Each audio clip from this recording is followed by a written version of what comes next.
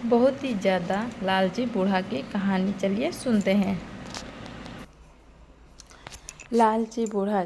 चंदनपुर नाम गांव में एक बूढ़ा और उसकी पत्नी एक छोटी सी झोपड़ी बनाकर रहते थे। दोनों बहुत ही बूढ़े हो चुके थे। बूढ़ा बहुत ही घमंडी था और बूढ़ी बहुत ही दयालु थी। एक दिन जंगल में बूढ़ा गया था। वाह वाह, कितना सुंदर फल है। वह मेरा मन तो लालचा ही गया। इन सुंदर सुंदर फलों को देखकर भूख भी बहुत तेज लग गई है। हाँ चलो इन फलों को खा जाए। फल को खाते हुए बूढ़ा, वाह वाह, क्या स्वादिष्ट फल है, बहुत मज़ेदार, बहुत ही मीठा, कभी नहीं खाया है। रास्ते में गुजरते हुए एक भिखारी भिक्षुक उसे देखकर, अरे वाह, कितना सुंदर फल, चमकदार फल है, अगर मुझे थोड़ी भी खाने को मिल जाते तो। वह बहुत ही ज़ोरों से भूख लगी है, बहुत थोड़े फल दीजिए, मुझे भी थोड़ी फल दीजिए। बूढ़ा, अरे चल भाग यहाँ से, तुम्हें एक भी फल नहीं दूंगा, बहुत भूख लगी है मुझे। यह सारे फल मेरे हैं, मैं इन्हें खाकर अपनी भूख को मिटाऊंगा, बहुत ही स्वादिष्ट फल है। वाह भिक्षुक, मैं एक भिक्षुक हूँ, कोई दिन से भिक्षा ना मिलने के कारण बहुत भूखा हूँ। अगर तुम फलों में से कुछ फल मुझे दे दोगे तो मेरा भूख शांत हो जाएगा। अगर मुझ पर दया करो, पुण्य मिलेगा। बूढ़ा, अरे नहीं, मुझे कोई पुण्य नहीं चाहिए तुमसे। इतना स्वादिष्ट फल, मज़ेदार फल ऐसे मैं किसी को नहीं दूंगा।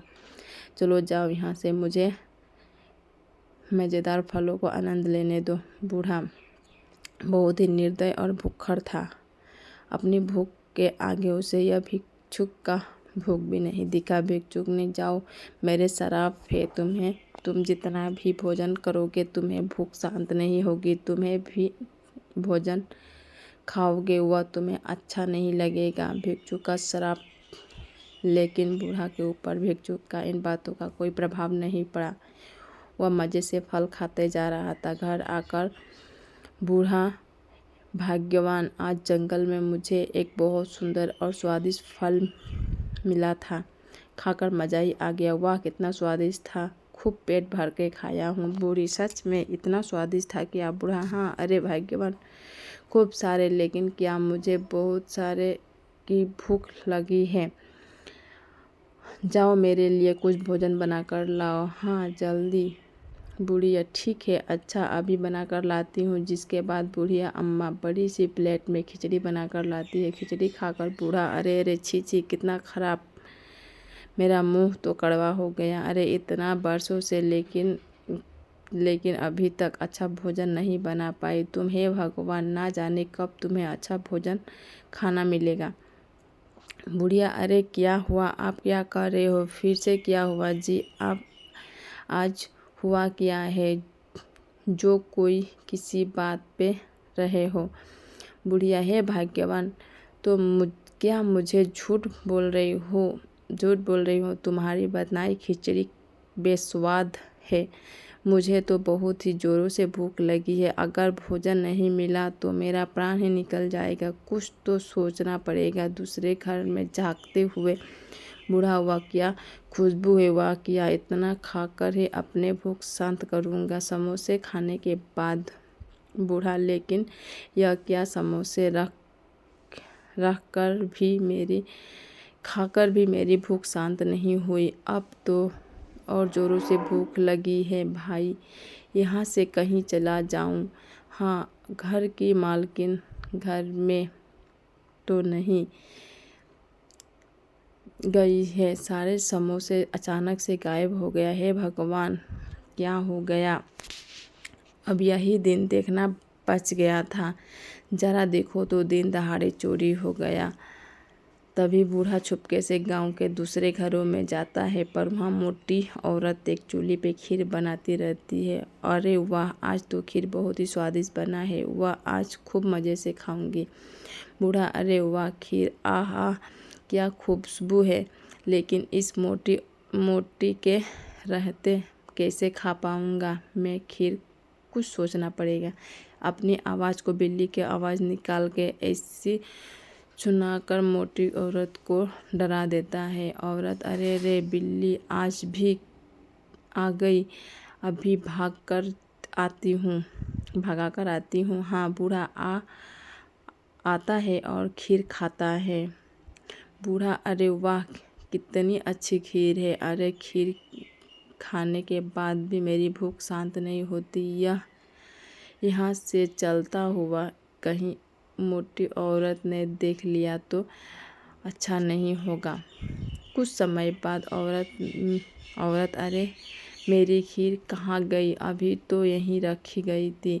कौन मूर्ख बनाया मुझे, मेरी खीर को खा गया। जिसके बाद बूढ़ा एक के बाद एक गांव वालों के घर में जाता हुआ, उसके बाद बूढ़ी और औरों के घर चोरी सबका भोजन खा जाता, लेकिन उसका भूख शांत नहीं होता। अगले सुबह बूढ़ी अम्मा अपने हाथ में मिट्टी के मटका लिए जंगल में जाती है पानी लाने के लिए। बूढ़िया रास्ते में जाते हुए, अरे क्या हुआ तुम रो क्यों रही हो? भिक्षुक, मैं एक भिखारी हूँ अम्मा, कई दिनों से भूखी हूँ, एक भी अन्न का दाना नहीं खाया है। अब तो शरीर इतना भी शक्ति नहीं है बची कि मैं कहीं और जाकर भोजन मांग सकूं। भूख के मारे मेरी प्राण ही निकल जाएगी। बुढ़िया, अरे मैं तुम्हारे लिए भोजन लाती हूँ, तुम इंतजार करना, आई अभी।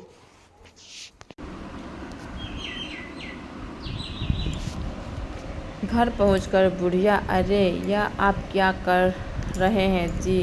बूढ़ा, अरे क्या करूं, कितना भी खा चुका हूं लेकिन मेरी भूख शांत नहीं हो रही है। यह सब भोजन बहुत ही बेस्वाद लग रहा है। मैं बाहर जंगल में जाता हूँ, क्या पता कुछ मिल जाए खाने के लिए। बुढ़िया, ना जाने क्या हो गया इन्हें, मेरी तो कुछ समझ नहीं आ रही है। बुढ़िया वही खिचड़ी लेकर भिक्षुक के लिए पास चली जाती है। बुढ़िया, यह लेकर खिचड़ी खाओ, लो खिचड़ी खाओ, तुम्हें यह खिचड़ी खाकर ही अपनी भूख शांत करनी होगी। भिक्षुक, तुम्हारा बहुत बहुत धन्यवाद अम्मा, मेरी यह खिचड़ी बहुत ही स्वादिष्ट है जिससे मेरी भूख शांत हो गई है। तुम मुझे कुछ दुखी लग रही हो, आखिर बात क्या है, बताओ मुझे। बुढ़िया, क्या बताऊँ, मेरे पति कई दिनों से भूख शांत नहीं हो रही है। वह जो भी भोजन खाते हैं वह उन्हें बेस्वाद ही लगता है, उनका भूख शांत नहीं होती। अब तुम ही बताओ भला मैं क्या करूं। भिक्षुक, मैं सब जानता हूँ और तुम्हारा पति मेरा ही शराप लगा है। उस दिन जंगल में जब एक भिक्षुक का रूप धारण करके तुम्हारे पति एक परीक्षा ले रहा था, उसने अपने घमंडी स्वभाव और अहंकार के कारण मुझे एक फल भी खाने को नहीं दिया, जिसके वजह से मैंने उसे श्राप दिया। बुढ़िया, मेरे पति को माफ़ कर दीजिए बाबा, मैं बहुत दुखी हूँ। बाबा, तुम्हारे यह श्राप का कारण मेरे पति की भूख शांत नहीं हो रही है। जितना भी भोजन खाते हैं उनको स्वादिष्ट नहीं लगता, उनकी भूख शांत नहीं होती। सहायता कीजिए बाबा, मुझे इस श्राप से मुक्त कीजिए। साधु, मैं तुम्हारी पीड़ा समझ सकता हूँ, तुम बहुत ही दयालु हो और नेक दिल स्त्री हो, लेकिन बस यही अपना दया श्राप वापस नहीं ले सकता। लेकिन हाँ, तुम्हें एक मार्ग जरूर दिखा सकता हूँ। तुम जिस पर चलकर तुम्हारे पति का इस श्राप से मुक्ति मिला सकती हो, पर बहुत कठिन है। बुढ़िया, मेरी सहायता कीजिए बाबा, मुझे मार्ग दिखाइए। मैं अवश्य उस मार्ग पर चलकर अपने पति का इस श्राप से मुक्त करूंगी, चाहे वह जितना भी कठिन मार्ग क्यों ना हो। साधु, ठीक है, फिर तुम अभी रुको। जिसमें बाबा हाथों में अचानक सा एक लाल रुमाल लाए जाते हुआ लाल रुमाल दूर फेंक देते हैं। वहाँ बहुत सुंदर एक गाय आती है। साधु की जादुई गाय तुम्हारे पति का भूख शांत करेगी। इस गाय को दूध चमत्कारी है। अगर इस गाय से प्राप्त दूध तुम्हें अपने पति को पिला दिया तो उसके श्राप मुक्त हो जाएंगे। लेकिन हाँ, यह बहुत कठिन होगा। यह गाय तुम्हें तभी दूध देगी जब यह प्रसन्न होगी, अन्यथा तुम्हारे पति के श्राप मुक्त मिलना संभव नहीं है। बुढ़िया बाबा बिल्कुल भी चिंता मत कीजिए। साधु अच्छा ठीक है, जाओ जाओ मेरी गाय को लेकर। याद रखना, अगर तुमने प्रसन्न नहीं कर पाई तो तुम्हारे पति का श्राप खत्म नहीं होगा। वह ऐसा भूखे इंसान की तरह ही फिरता रहेगा। गाय को घर लाने के बाद बुढ़िया, अरे गाय माता, आखिर तुम कैसे प्रसन्न होगी? सोचने दो, रुको, मैं अभी आई। हाँ, यही सही रहेगा। गाय माता के लिए रोटी और इतना गुड़ों का टुकड़ों से चूरमा बना देती हूँ। हाँ, यही ठीक रहेगा। बुढ़िया, यह लो गाय माता, देखिए मैंने आपके लिए गुड़ का चूरमा बनाया। रुकिए, अभी खिलाती हूँ। बूढ़ा, अरे वाह, क्या खुशबू आ रही है। अरे वाह, गुड़ का चूरमा, लाओ, बहुत ही जोरों से भूख लगी है। बुढ़िया, अरे नहीं, गुड़ का चूरमा मैंने गाय माता के लिए बनाया है, आपके नहीं। बूढ़ा, पागल हो गई हो क्या? देखो तो, देख नहीं रही हो मुझे भूख लगी है। लाओ गुड़ का चूरमा मुझे दो। बुढ़िया जबरदस्ती चूरमा छीन लेती है। तभी गाय ने बूढ़े को जोर से लात मारती है। बूढ़ा, अरे मार दिया, क्या पागल गाय है। हाय भगवान, यह कहाँ से लाई है इसे। अरे टूट गई मेरी कमर। गाय, हाय रे गाय। सुनते बुढ़िया, नहीं, या आप मत बोलिए जी, गाय माता को ऐसे नहीं जाने दे सकती। सही, यह आपकी भूख शांत करने की एकमात्र ही उपाय है। बूढ़ा, अरे तुम पागल हो गई क्या? यह मामूली सी गाय भला मेरी भूख शांत करेगी? यह भगवान, पागल गाय यह नहीं रह सकती।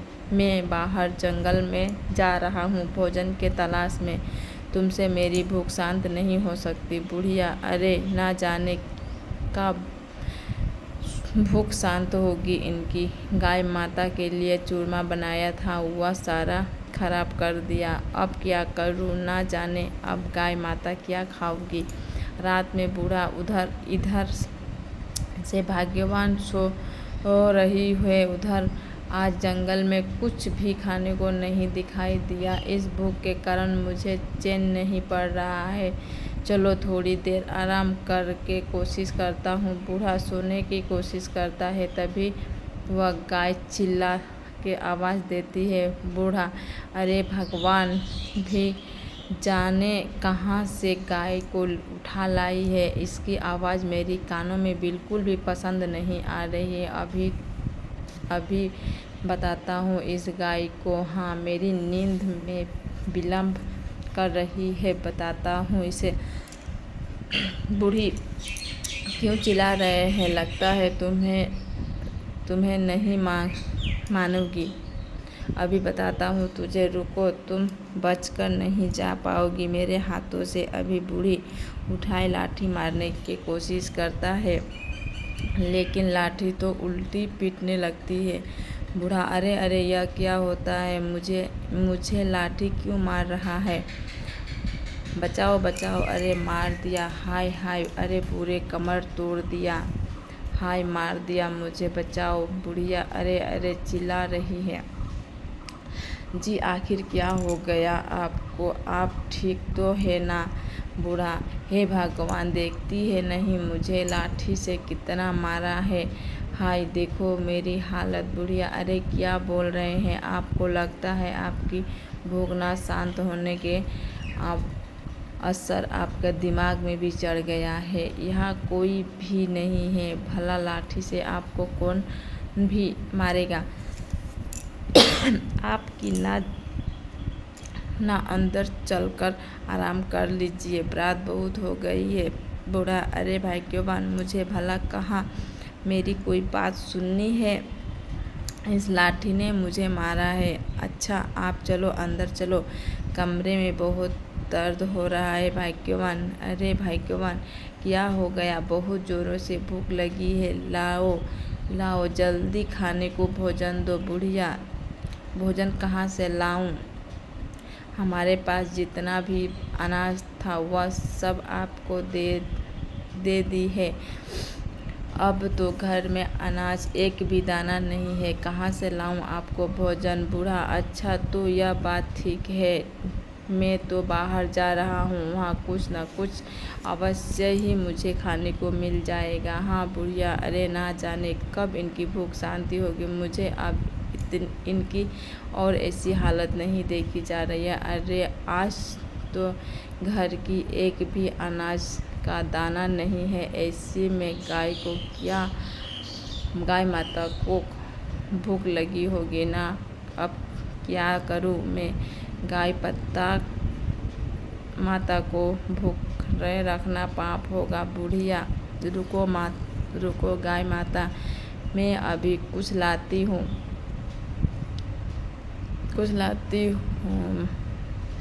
और आपके पास खिलाने के लिए एकमात्र ही भोजन है, तुम यही खा लो। गाय माता: यही खा लो।